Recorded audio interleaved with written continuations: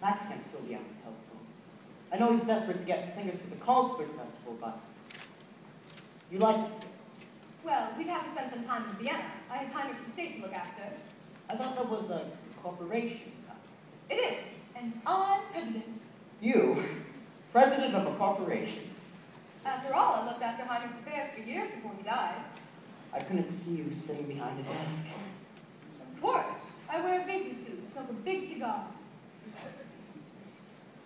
Excuse me, sir. Herr Detweiler would like his coffee. While he's telephoning. He's just finished. Sorry I took so long. Any luck? How would you like this for the Carlsberg Festival? The finest choral group in Austria, the greatest mixed quartet in all Europe, and the best soprano in the world. Why, Max, that's something I'd love to hear. So would I. Now all I've got up to is a basso who isn't even profundo. Oh, Max, you always come up with big concerts at the festival. And why?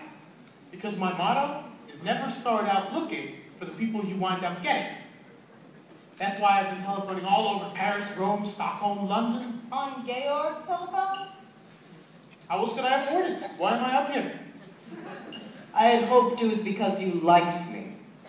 Of course I like you. Why shouldn't I like you? You live like a king. You have an excellent wine cellar. Max! I like rich people. I like the way they live. I like the way I live when I'm with them. Speaking as a government official,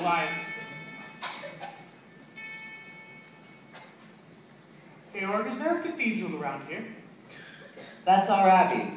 Nonnberg Abbey. Do they have a choir? A beautiful one. Good.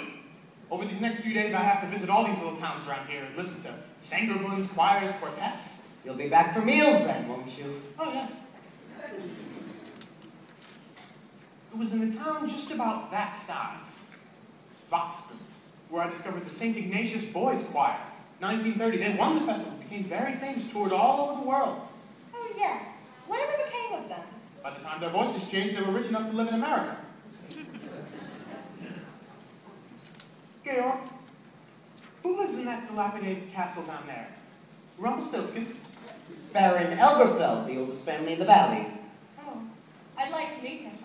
I'd like to meet all your friends. Georg, why not have a dinner for me while I'm here? Nothing much, just something lavish. I wouldn't know whom to invite. Today it's difficult to tell who's a friend and who's an enemy. It's not a very good time to meet enemies. Let's make some friends. I can't understand what's happened to the children. You're not worried about them, are you?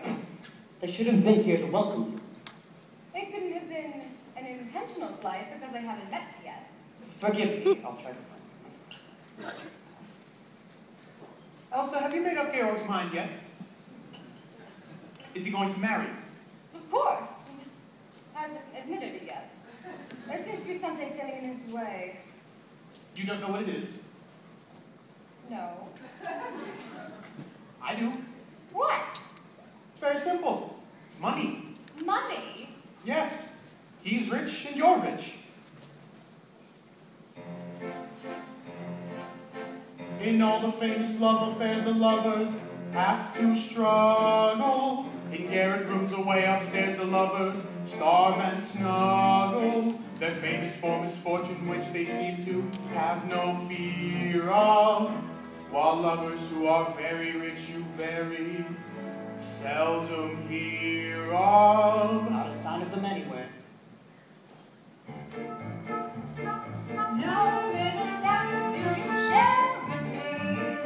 We do not leave from a mortgagee. Nary care in the world am we. How can love survive? You're fond of bonds and your own love. I have a plain and a decent. Plenty of nothing you haven't got. How can love survive?